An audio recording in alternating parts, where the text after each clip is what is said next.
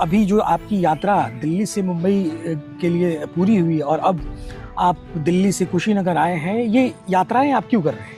जी, मुल्क में इस वक्त जो हालत है वो नाकाबिले बर्दाश्त है और वो बहुत खतरनाक है। कुछ समय पहले आपने दाढ़ी रखी थी और टोपी लगाकर के आप जगह जगह जा रहे थे, इसका क्या कारण था? आप क्या क्या देखना चाह रहे थे? मस्जिदों को ढका जा रहा है होली के अवसर पर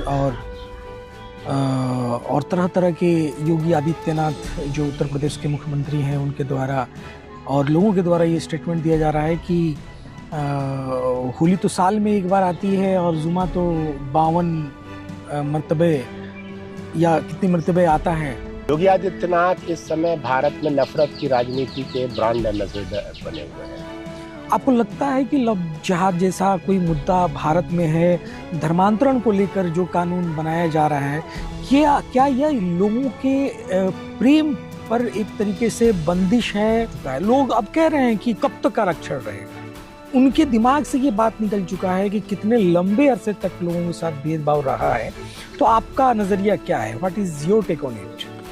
भारत में गांधीवाद जिंदा बच पाएगा? और या जो अभी बहुत सारे लोग मिलते हैं उनके दिमाग में इस तरीके की बातें ठूस दी गई हैं कि वो कहते हैं गांधी ने किया क्या था। जहां एक तरफ गांधी अंग्रेजों से लड़ रहे थे, वहीं दूसरी ओर लंदन में चर्च में गांधी के पक्ष में पादरी भाषण दे रहे थे। पादरी लंदन में और कह रहे थे कि गांधी जीवित ईसा मसीह है, लिविंग क्राइस्ट है। उनका जो काम है वो अहले सियासत जाने, अपना पैगाम मोहब्बत है जहाँ तक पहुँचे। ये जो अशार हैं, मुझे लगता है कि हमारे साथ जो शख्सियत बैठे हुए हैं उनके परिचय के लिए थोड़ा मददगार साबित हो सकती है। हमारे साथ इस वक्त हिमांशु कुमार जी मौजूद हैं, हिमाचल प्रदेश में रहते हैं और एक बहुत ही बड़े गांधीवादी, समाजवादी और आदिवासियों के लिए लड़ने वाले, सद्भावना के लिए लड़ने वाले, हिंदू मुस्लिम एकता के लिए लड़ने वालों में से एक हैं। और ये अभी तक 4 साइकिल यात्राएं कर चुके हैं सद्भावना के लिए और सरकार के खिलाफ, जो सरकार अत्याचार कर रही है उसके खिलाफ। अभी हाल ही में इन्होंने दिल्ली से मुंबई तक यात्रा की थी और अभी दिल्ली से कुशीनगर तक की यात्रा आज पूरी की है। और मैं बता दूं कि ये इनकी जब शादी हुई थी, शादी के महज 20 दिन बाद ये छत्तीसगढ़ के दंतेवाड़ा में चले गए थे आदिवासियों की सेवा के लिए, उनके लिए काम करने के लिए। और इनकी लगभग इनके पिताजी और दादा परदादा ये सारे लोग फ्रीडम फाइटर्स रहे हैं, नेहरू जी के साथ काम किया है, गांधी जी के साथ काम किया है। तो आइए इनसे जानते हैं कि यात्राएं क्यों कर रहे हैं। नमस्कार सर, द रूट्स न्यूज़ में आपका स्वागत है। बहुत शुक्रिया आपका। तो हम ये जानना चाहते हैं कि ये अभी जो आपकी यात्रा दिल्ली से मुंबई के लिए पूरी हुई और अब आप दिल्ली से कुशीनगर आए हैं, ये यात्राएं आप क्यों कर रहे हैं? जी, मुल्क में इस वक्त जो हालत है वो नाकाबिले बर्दाश्त है और वो बहुत ख़तरनाक है। ये कोई साधारण हालात नहीं है। इस वक्त हमारे संसाधन बहुत तेज़ी से पूंजीपतियों को सौंपे जा रहे हैं, बंदूक के दम पर सौंपे जा रहे हैं, ज़मीनें छीनी जा रही हैं, ख़ास तौर से आदिवासी इलाकों में चल ही रहा है। लेकिन ज़मीनें छीनने का ये काम अब किसानों के ख़िलाफ़ भी शुरू हो गया है और बहुत जल्दी भारत की एग्रीकल्चर भी बड़े पूंजीपति छीन लेंगे, ज़मीन भी छीन लेंगे और रोज़गार भी ख़त्म किए जा रहे हैं, रोज़गार भी नहीं बचेगा और बैंकों में रखा पैसा भी पूंजीपति लेके भाग रहे हैं। तो हमारे पास हमारा बचत भी नहीं बचेगी। इसके अलावा समाज में ये ख़तरा दिखाई ना दे समाज को, इसके लिए उसको बांटा जा रहा है। हिंदू मुसलमान में, जातियों में नफ़रत फैलाई जा रही है। तो ये हालात हमें ले जाएंगे गृह युद्ध की तरफ और पर्यावरण के विनाश की तरफ, और ये दोनों हमें ख़त्म कर देंगी। तो हमारी जो जनरेशन है, अगली आने वाली जनरेशन के लिए शायद ये दुनिया हम नहीं छोड़ पाएंगे, ये नष्ट कर दी जाएगी। तो इसे अभी बचाने का टाइम है कि हम लोग अभी खड़े हों, अभी समझें खतरा क्या है और अभी मिलकर के उसको बचाने के लिए मिलकर काम करें। तो यही मेरी कोशिश है कि मैं लोगों को बताऊं कि खतरा क्या है, सामने क्या खतरा आ रहा है, किस तरह ये पूंजीवादी लोग आ रहे हैं और आपकी ज़मीन जायदाद सब छीन लेंगे, ये बैंकों में रखा पैसा खा जाएंगे, जॉब ख़त्म कर देंगे। अभी बचा लो अपने आप को। तो ये सरकार क्या इसके लिए कोई काम नहीं कर रही है? सरकार ही तो ये सब काम कर रही है। कैसे? आप जानते हैं कि मैंने आदिवासी इलाके में काम किया है। आदिवासी इलाकों में इस समय भारी तादाद में अर्धसैनिक बलों को भेजा गया है और ऐसा नहीं है कि वो वहाँ पर नक्सलियों से लड़ने गए हैं या आदिवासियों को सुरक्षा देने गए हैं। हमारे सिपाही गए हैं जो आदिवासी इलाकों में प्राकृतिक संसाधन हैं उन पर कब्जा करने के लिए, और इसलिए नहीं कि उन संसाधनों पर कब्जा करने के बाद देश का विकास किया जाएगा या भारत के गरीबों की गरीबी दूर की जाएगी, बल्कि इसलिए कब्जा करने गए हैं ताकि पूंजीपतियों की तिजोरी भरी जा सके। और वो सिपाही वहाँ पर आदिवासियों की हत्या कर रहे हैं, औरतों से बलात्कार कर रहे हैं, बम बरसा रहे हैं। मैं लगातार लिख रहा हूँ उसके बारे में, वीडियो डाल रहा हूँ, इंटरव्यूज़ डाल रहा हूँ आदिवासियों के, और कोर्ट में लड़ रहे हैं हम लोग। लेकिन ये पूंजीवादी सरकार और उसके प्रभाव में काम करने वाली कोर्ट बिल्कुल नहीं सुन रही है। आपको तो मालूम ही है किस तरीके से मैं एक मामला जो कोर्ट में ले गया था, सुप्रीम कोर्ट, जिसमें 2 साल के बच्चे का हाथ काट दिया था सिपाहियों ने, माँ को मार दिया था, 16 लोगों का कत्ल किया था। उसमें आपको जुर्माना भी उस मामले में मेरे ऊपर जुर्माना लगा दिया कोर्ट, 5 लाख का। 5 लाख का। तो ये जो सरकार, आप कह रहे हैं सरकार कुछ नहीं कर रही है, सरकार ही तो सब कुछ कर रही है। सरकार और उसके साथ मिलकर कोर्ट, वही ये सारा जो चल रहा है लूट, कॉरपोरेट लूट, आदिवासी इलाकों में संसाधनों पर कब्जा करना, प्रॉफिट के लिए पूरे पर्यावरण का विनाश करना, ये सरकार ही तो कर रही है। आप साइकिल यात्रा पर निकले हुए हैं, आपने एक तख्ती अपने साइकिल के आगे लगा रखी है, उसमें संत कबीर दास की कबीर तस्वीर हैं, है, गांधी हैं, रैदास हैं, बुद्ध हैं। इसका क्या अर्थ निकाला जाए? इसका अर्थ ये है कि ये सभी लोग पाखंड के खिलाफ थे। किस तरह के पाखंड? जो ब्राह्मणी पाखंड है, जो धार्मिक पाखंड है, जो जात पात को जन्म देता है, जो कहता है कि ब्राह्मणों को चढ़ावा चढ़ाओ, उनको पैसा दो, उनको सारी चीज़ें दो, उस पाखंड का विरोध करते हैं। जो कहता है कि जाति होती है, कोई आदमी जन्म से शूद्र होता है, कोई जन्म से ऊंचा होता है, ये जो ब्राह्मणी पाखंड है, इसके खिलाफ ये चारों लोगों ने काम किया है। चाहे वो बुद्ध हो, चाहे वो रैदास हो, चाहे वो कबीर हो, चाहे वो गांधी हो। तो हमने इन चारों को इसलिए चुना इस पर। तो इस समय आप साइकिल यात्रा पे हैं, आपको और क्या समस्याएं नजर आ रही हैं इस देश में? जैसे अभी तीसरी बार भारतीय जनता पार्टी की सरकार बनी है और हमेशा बहुमत के साथ बन रही है सरकार, और आप जा रहे हैं, सद्भावना के लिए काम कर रहे हैं, हिंदू मुस्लिम एकता के लिए आप बात कर रहे हैं। तो आपको क्या लग रहा है कि अभी सामाजिक सौहार्द भारत के परिप्रेक्ष्य में क्या कंडीशन है? लोगों में मॉब लिंचिंग हो रहा है और हिंदू मुसलमान के खिलाफ झगड़े फैलाए जा रहे हैं, इसका दोषी आप किसे मानते हैं और ये कैसे ठीक हो सकता है? देखिए, हिंदू और मुसलमान आपस में नहीं लड़ते हैं, ये कोई उनके बीच झगड़ा भी नहीं है, कोई ठोस वजह नहीं है उनके बीच झगड़े की।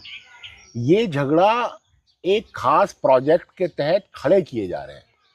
हिंदुओं को नफरती बनाया जा रहा है, हिंदू नौजवान को आतंकवादी बनाया जा रहा है, उसको वहशी बनाया जा रहा है, उसको व्हाट्सएप मैसेज के द्वारा, टीवी जो दिन रात नफरत फैलाता है, कॉरपोरेट टीवी जो पूंजीपतियों का टीवी है, वो दिन रात नौजवानों को, हिंदू नौजवानों को ख़ास तौर से नफरत में डुबो रहा है।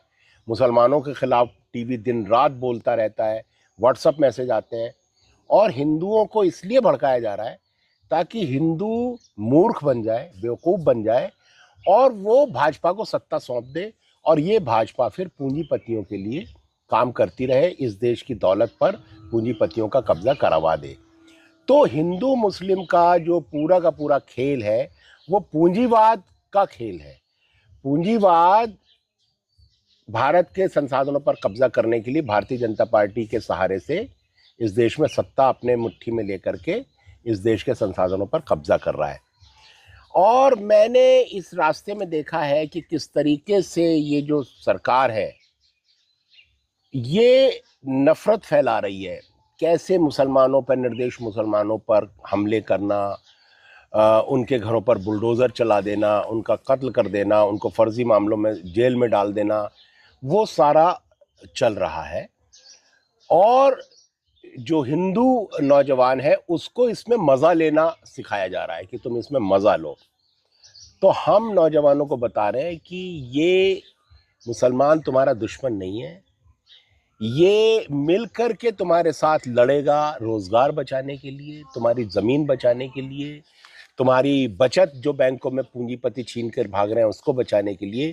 तुम मुसलमान के साथ मिलकर के पूंजीवाद के खिलाफ लड़ो, ना कि मुसलमान से लड़ो। पूंजीवाद तुमको सिखा रहा है कि मुसलमान तुम्हारा दुश्मन है। मुसलमान दुश्मन नहीं है, पूंजीवाद दुश्मन है।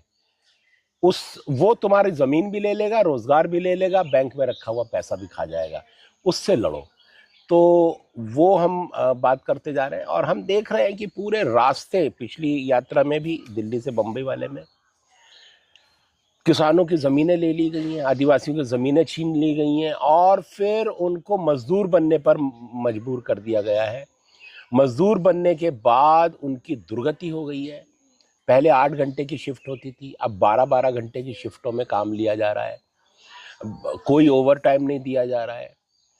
उनका हफ्ते में 1 दिन की छुट्टी का हक था उनका, वो हक छीन लिया गया है। 7 दिन काम लिया जा रहा है। मिनिमम वेजेस नहीं दिए जा रहे हैं।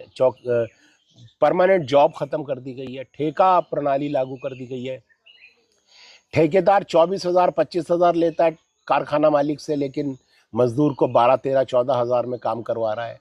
मजदूर का शोषण हो रहा है। तो बहुत तकलीफ़ है, बहुत लोग परेशान हैं उससे और कोई सुनने वाला नहीं है। सरकारी अधिकारियों को कह दिया गया है कि तुमको फैक्ट्रियों में जाके, काम की जगहों पे जाके मज़दूरों की हालत जांचने की कोई ज़रूरत नहीं है, ऑफिस में बैठे रहो, पूंजीपतियों को परेशान नहीं करना है। आज कोई लेबर इंस्पेक्टर, लेबर ऑफिसर कारखानों में नहीं जाता है कि मज़दूर के साथ क्या जुल्म हो रहा है। तो मज़दूरों को बिल्कुल मगरमच्छों के मुंह में डाल दिया गया है। और किसानों की आपको हालत मालूम ही है। अभी मैं 1 हफ्ते बाद पंजाब में यात्रा शुरू करूंगा। पंजाब में ज़ोरदार किसानों का आंदोलन चल रहा है, यूपी, पश्चिम यूपी में चल रहा है। तो किसान परेशान है, मज़दूर परेशान है, छात्रों की शिक्षा महंगी कर दी गई है, शिक्षा प्राइवेट की जा रही है, जॉब नहीं है, परेशानी तो बहुत ज़्यादा है। और नौजवान से कहा जा रहा है कि तुम गंगा में नहाओ, तुम हनुमान चालीसा पढ़ो, तुम मुसलमान से लड़ो, तो उसको बेवकूफ़ बनाया जा रहा है। तो हम नौजवान को बताने निकले हैं कि अपनी असली समस्या पहचानो, उससे लड़ो। कुछ समय पहले आपने दाढ़ी रखी थी और टोपी लगाकर कि आप जगह जगह जा रहे थे, इसका क्या कारण था? आप क्या क्या देखना चाह रहे थे? मैं देखना चाह रहा था कि दाढ़ी और टोपी की वजह से मुझे मुसलमान समझ के क्या भेदभाव होता है। क्या और उसको पाया काफ़ी अजीब और कड़वे अनुभव हुए हैं। भेदभाव होता है, डांट सुननी पड़ती है, झिड़क सुननी पड़ती है। इस समय होली के समय चल रहा है और मैं सुन रहा था लोगों के ज़रिए कि मस्जिदों को ढका जा रहा है होली के अवसर पर और तरह तरह के योगी आदित्यनाथ जो उत्तर प्रदेश के मुख्यमंत्री हैं उनके द्वारा और लोगों के द्वारा ये स्टेटमेंट दिया जा रहा है कि होली तो साल में एक बार आती है और जुमा तो 52 मरतबे या कितनी मरतबे आता है, तो एक जुमे की नमाज अगर नहीं पढ़ी जाएगी तो इससे कुछ नहीं होने वाला। तो मैं आपसे ये जानना चाह रहा था कि क्या एक राज्य के मुख्यमंत्री को इस तरीके के स्टेटमेंट देने चाहिए? क्या उनको ये बात कहना चाहिए कि आप लोग आपस में मिलजुल के प्रेम मोहब्बत से दोनों जुमे की नमाज भी पढ़ लें और होली भी खेल लें, उनके तरफ से ये कहा जाना कि ये कोई ज़रूरी नहीं है आपके लिए, तो क्या इसका क्या अर्थ निकाला जाए? क्या मुस्लिम भारत में एक सेकंड सिटीजन बन के रह गए हैं? योगी आदित्यनाथ इस समय भारत में नफरत की राजनीति के ब्रांड एम्बेसडर बने हुए हैं। बुलडोजर चलवाते हैं बिना जुडिशियल प्रोसीडिंग के। यहाँ तक कि वो उनको देख करके दूसरे मुख्यमंत्री उनसे नफरत सीखते हैं और कंपटीशन करते हैं कि हम भी योगी आदित्यनाथ की तरह नफरत फैलाएं, मुसलमानों के खिलाफ कार्रवाइयाँ करें ताकि हम भी लोकप्रिय हो जाए। क्योंकि ऐसा प्रोजेक्ट किया जा रहा है, पूरा जो भाजपा का सिस्टम है उसके द्वारा, भक्तों द्वारा, कि योगी आदित्यनाथ अगला प्रधानमंत्री बनेंगे। मतलब पॉपुलर होने का ये सबसे आसान तरीका समझ लिया कि गया। मुसलमानों के खिलाफ नफरत फैलाओ, और बाकी के मुख्यमंत्री भी उस दौड़ में लगे हुए हैं। और जिस तरीके से अभी होली और जुमे को लेकर के ये बयान आए हैं, भाई इस देश में होली और रमजान और होली और जुमा बहुत पहले भी आते रहे हैं।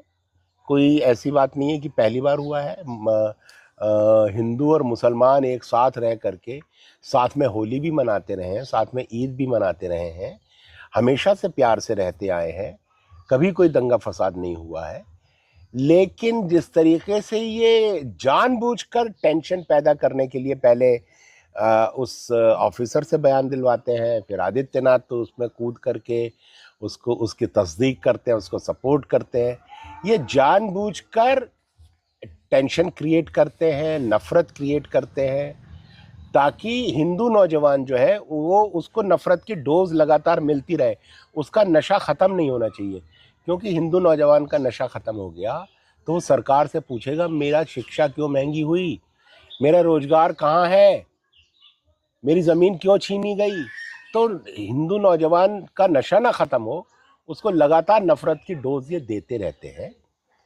तो ये हमें इसका सामना करना है, इससे लड़ना है, इस बात से। और हमें इस राजनीति को ख़त्म करना है, नफ़रत की राजनीति को ख़त्म करना है। इस मुल्क में प्यार मोहब्बत की राजनीति लानी है। और ये जो मुल्क को बर्बाद करने वाली फोर्सेस हैं, भारतीय जनता पार्टी और आरएसएस, इसको सत्ता से बाहर करना है हमें हर हाल में। अभी कई राज्यों के मुख्यमंत्री धर्मांतरण को लेकर के तरह तरह के कानून ला रहे हैं और भारत में एक लंबे अरसे से लव जिहाद की बात होती रही है। अब मेरे नज़रिए से जहाँ तक मैं देखता हूँ, ये एक मामला जो है फ्यूडल मेंटेलिटी का है, सत्तात्मक सोच का नतीजा है कि कोई भी लड़की या महिला अगर उसकी शादी होती है तो अपने हस्बैंड के अकॉर्डिंगली वो अपना खान पान या बहुत सारी चीज़ें चेंज कर लेती है। आपको लगता है कि लव जिहाद जैसा कोई मुद्दा भारत में है, धर्मांतरण को लेकर जो कानून बनाया जा रहा है, क्या क्या यह लोगों के प्रेम पर एक तरीके से बंदिश है?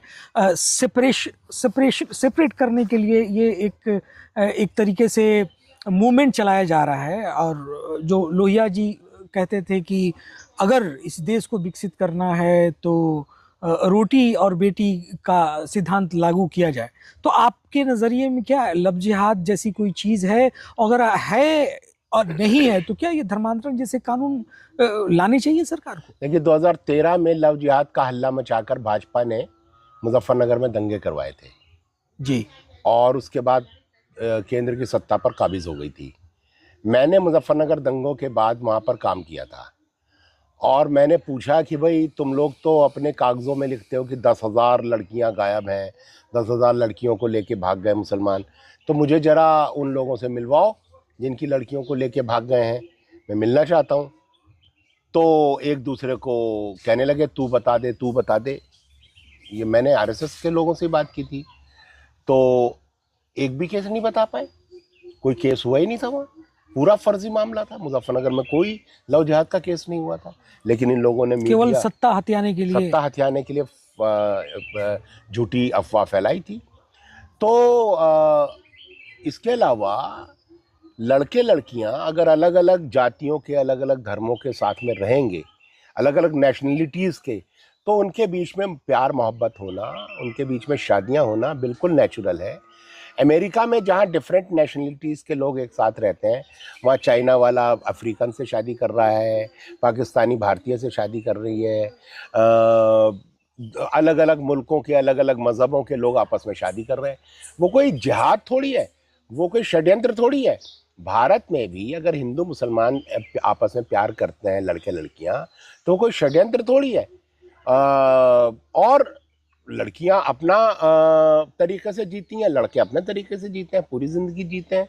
कोई किसी पर किसी अपनी बात नहीं लादता है। मेरी छोटी बहन ने मुस्लिम से शादी की, वो आज तक गोश्त नहीं खाती है और अपनी तरीके से जीती है। तो और मैंने ऐसी बहुत सारी लड़कियां, बहुत सारे लड़के देखे हैं जिन्होंने हिंदू मुस्लिम शादियां करी हैं, अपने अपने तरीके से प्यार से पूरी ज़िंदगी उन्होंने गुजारी है। तो ये जो नफ़रत डाल रहे हैं मोहब्बत में, ये मोहब्बत के दुश्मन लोग हैं। और ये ऐसी दुनिया बना रहे हैं जिसमें मोहब्बत करने की वजह से लोगों का कत्ल कर दिया जाए या उन्हें जेल में डाल दिया जाए। अभी मध्य प्रदेश के मुख्यमंत्री ने बयान दिया है कि हम लव जिहाद पर फांसी की सज़ा देंगे। मतलब आप मोहब्बत करने की सज़ा जान से मार देंगे। फांसी मतलब कत्ल कर देना। आप कत्ल कर देंगे अगर कोई मोहब्बत करेगा हिंदू मुसलमान आपस में। तो ये मोहब्बत के दुश्मन लोग हैं। अगर हमें अपने बच्चों को कत्ल होने से बचाना है तो हमें भारतीय जनता पार्टी को सत्ता से उठाकर बाहर फेंकना पड़ेगा।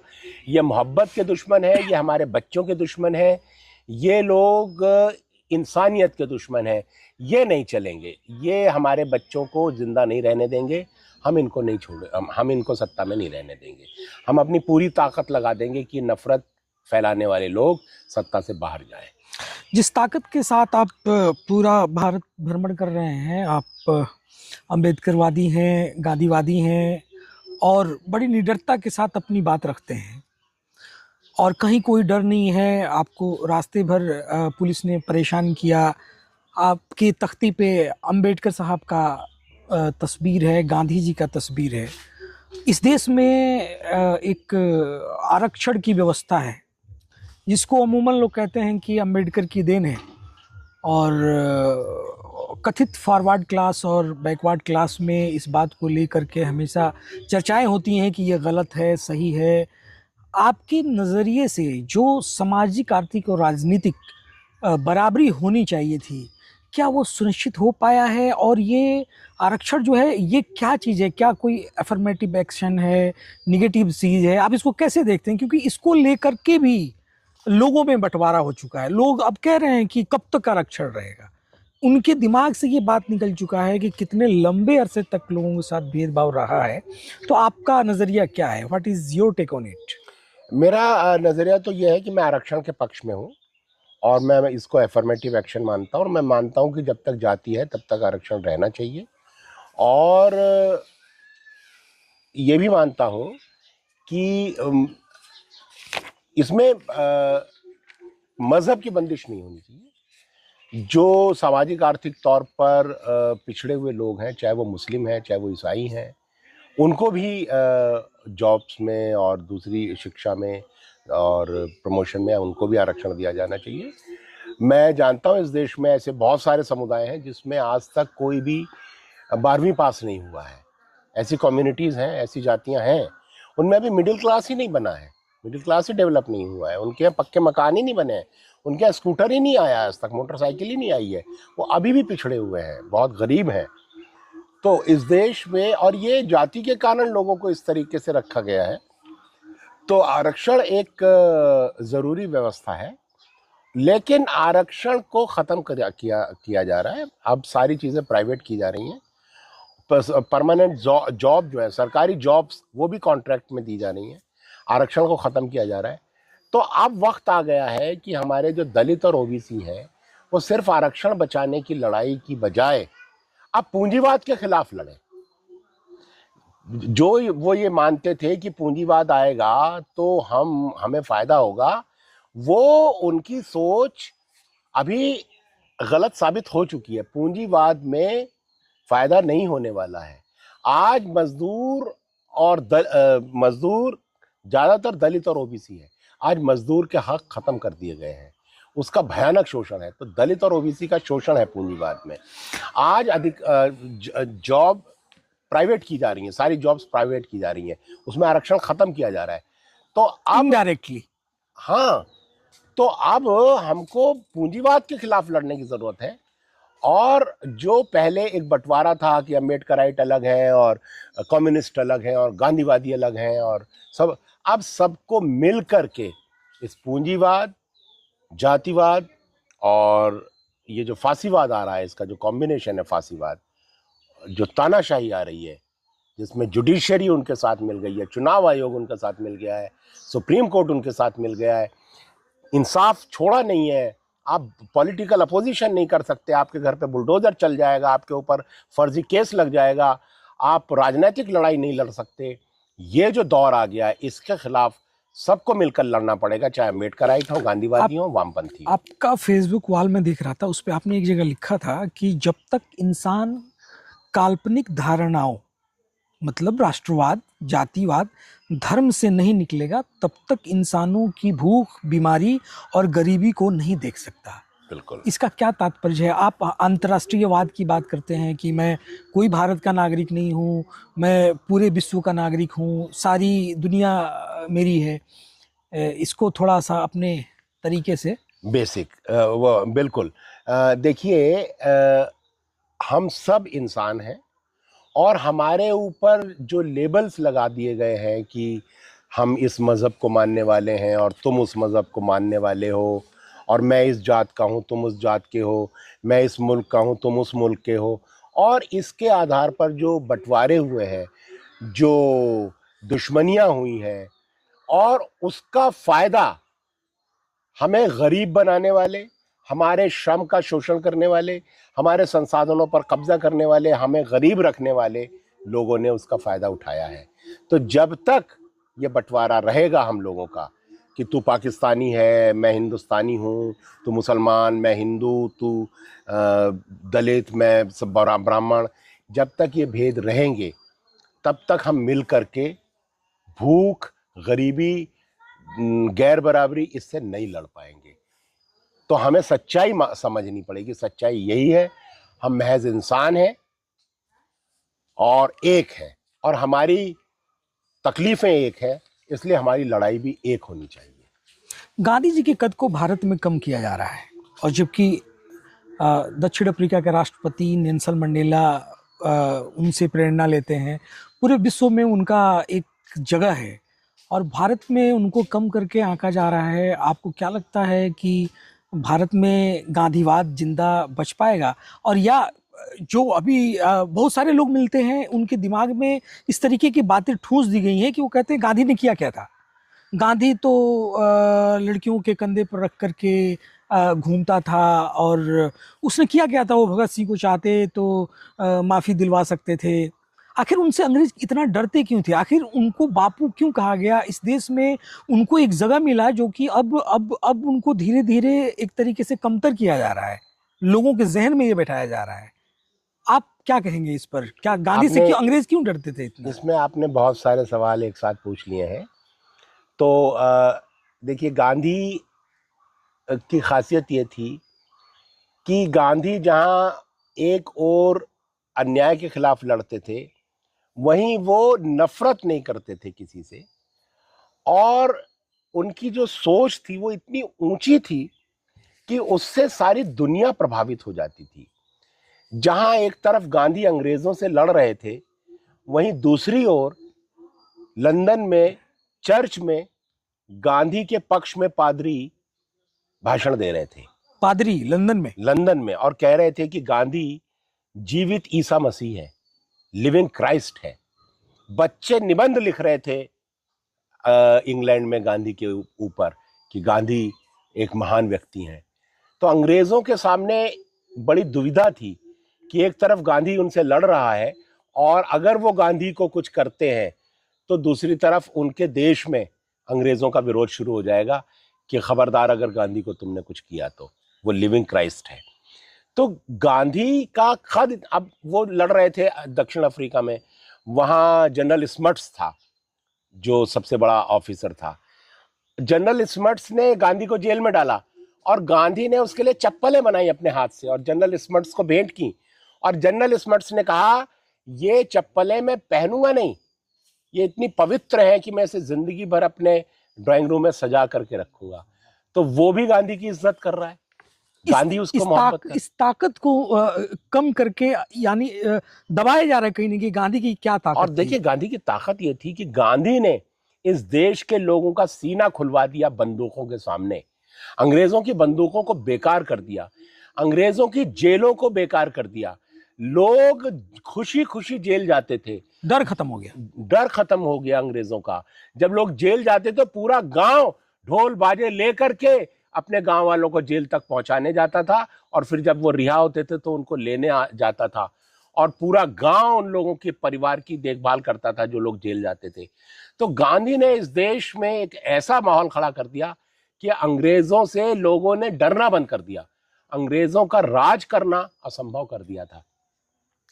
तो गांधी को कमतर ये लोग क्या करेंगे जिन्होंने गांधी की हत्या करी, आरएसएस वालों ने, और जो उनके पॉलिटिकल विंग है भाजपा, ये लोग गांधी का कद क्या कम करेंगे। आज भी अगर मोदी जाते हैं दुनिया में तो वो ये नहीं कहते कि मैं गोडसे के देश से आया हूँ या सावरकर के उनको देश ये से कहना पड़ता है कि मैं गांधी के देश से आया हूँ, बुद्ध के देश से आया हूँ। लेकिन डुअल पॉलिटिक्स चल रहा है ना, एक तरफ हम सावरकर को पूज रहे हैं और जरूरत पड़ने पे गांधी का सहारा ले रहे हैं।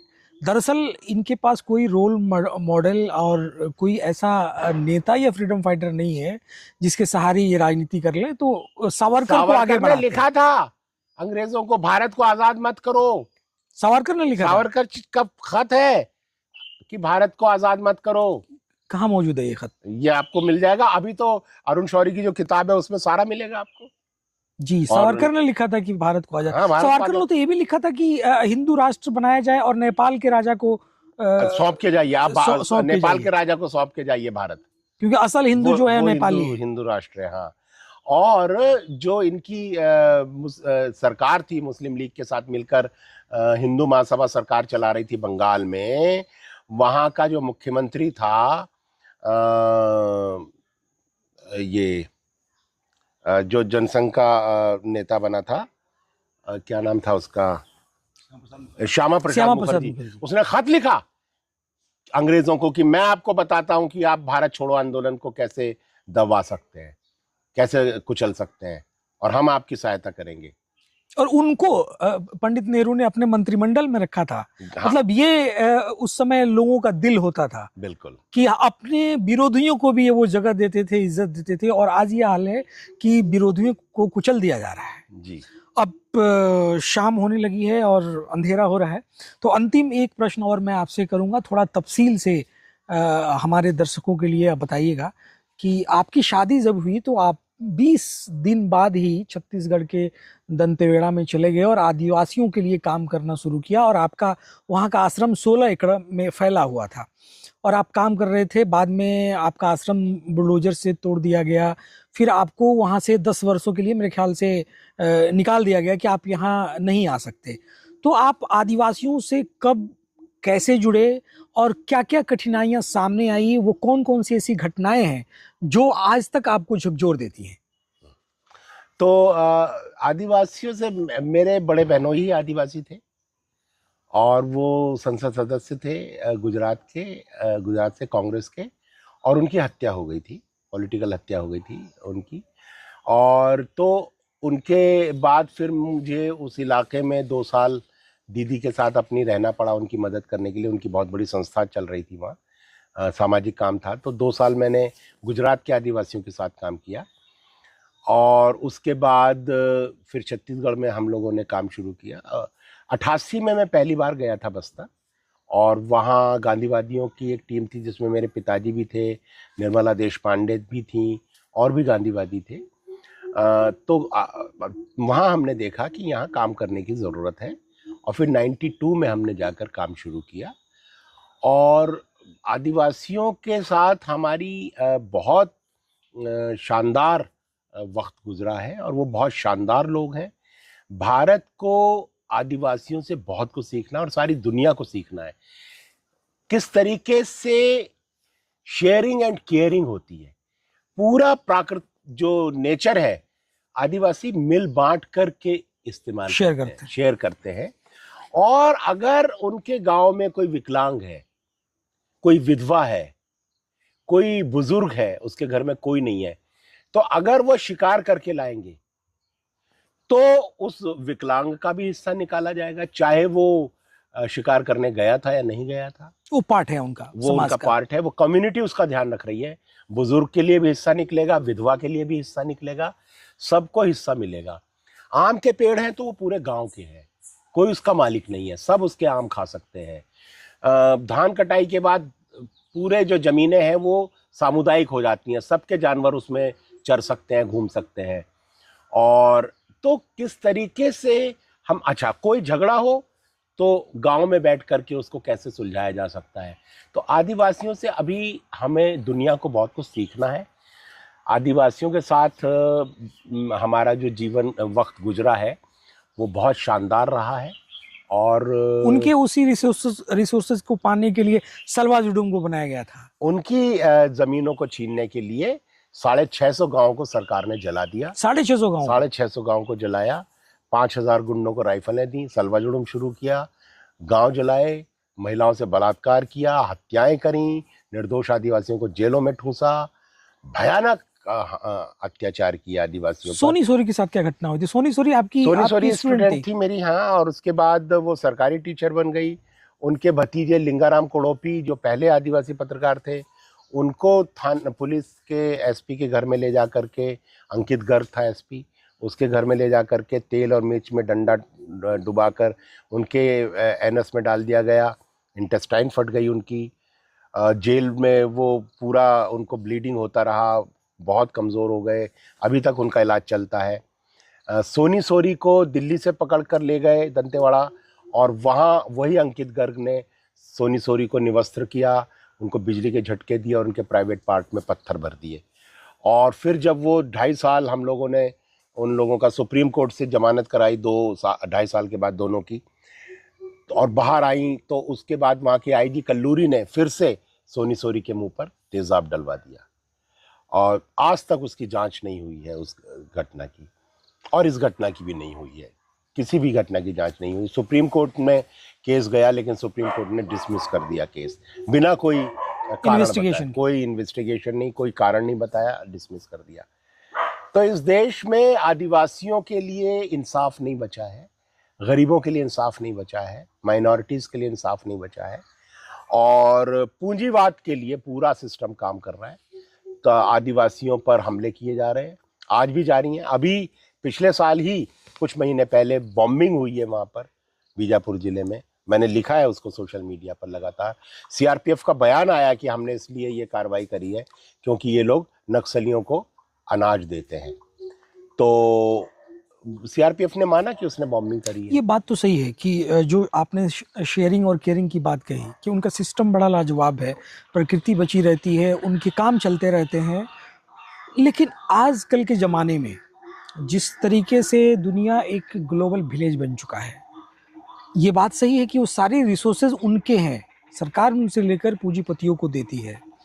लेकिन मैं आपसे ये जानना चाहता हूँ कि आज के इस वक्त में लोगों की ज़रूरतें पूरी करने के लिए और लोगों की जो आकांक्षाएं बढ़ चुकी हैं, जिस तरीके की चीज़ें वो इस्तेमाल कर रहे हैं, कौन ऐसे मॉडल को अपनाया जाए, क्या ऐसा तरीका निकाला जाए कि पर्यावरण भी बचा रहे, जनजातियों का अस्तित्व भी बचा रहे और लोगों की ज़रूरतें भी पूरी हो रहे हैं। आप उनके लिए लड़ रहे हैं, अच्छी बात है, और ये सही भी है, उनके राइट्स हैं। उनके क्षेत्र से हम चीज़ें निकाल करके इस्तेमाल कर रहे हैं और उनको बेदखल कर रहे हैं, वो मजदूर बन रहे हैं। लेकिन ऐसा कौन सा तरीका अपनाया जाए कि सारे लोग सेटिस्फाई हो सकें? देखिए, ऐसा है कि इस प्रकृति के पास हम सबकी ज़रूरत के लिए तो है, लेकिन लालच किसी का भी पूरा करने के लिए नहीं है। एक इंसान का भी लालच ये प्रकृति पूरा नहीं कर सकती। हम जिस तरीके से अपना कंजम्पशन बढ़ाते जा रहे हैं, ऐशो आराम अय्याशी बढ़ाते जा रहे हैं, तो हमें 5 पृथ्वी चाहिए। 5 पृथ्वी चाहिए। एक पृथ्वी से ज़रूरतें पूरी नहीं होंगी हमारी, और 5 पृथ्वी है नहीं। तो हम ये संसाधनों को ख़त्म कर देंगे, अपने हमारे बच्चों के लिए कुछ नहीं छोड़ेंगे। फिर लूट मचेगी, ना मारकाट पड़ेगी। पानी बचेगा, ना जंगल बचेगा, ना ऑक्सीजन बचेगी, कुछ नहीं बचेगा, ना जमीन बचेगी, जमीन भी बंजर हो जाएगी। तो हमको फैसला करना है कि कैसे जीना है। एक ही तरीका है कि जरूरी चीजें जो हैं वो तो आप जरूर लें, लेकिन बहुत ज्यादा मेरे पास हो, बड़ी बड़ी गाड़ी हो, कई कई गाड़ी हो, और बहुत बड़ा घर हो, और बहुत सारा मेरे पास पैसा हो, और सब कुछ ज्यादा ज्यादा हो, ये जीवन नहीं चलेगा। ये तो प्रकृति आपको नहीं इस तरह से जीने देगी। आप कुछ ही साल में सब कुछ खत्म, बर्बाद करके आने वाली पीढ़ियों के लिए इस दुनिया को छोड़ेंगे ही नहीं। लेकिन हाँ, आपको एक सादा मकान, आप आराम से साइकिल पर चलिए, नज़दीक में आप जॉब करिए, अच्छे से सुखी रहिए, अपने परिवार के साथ खुश रहिए। वैसा जीवन, सादगीपूर्ण जीवन आप जी सकते हैं इस प्रकृति में। तो ये प्रकृति बची रहेगी, आपके बच्चे भी बचे रहेंगे। और आप नहीं मानेंगे तो फिर मारकाट भी मचेगी, नफरत भी फैलेगी, प्रकृति भी नष्ट हो जाएगी, युद्ध होगा, और ये इंसानियत खत्म हो जाएगी। हमारे साथ जुड़ने के लिए आपका बहुत बहुत बहुत बहुत धन्यवाद। शुक्रिया।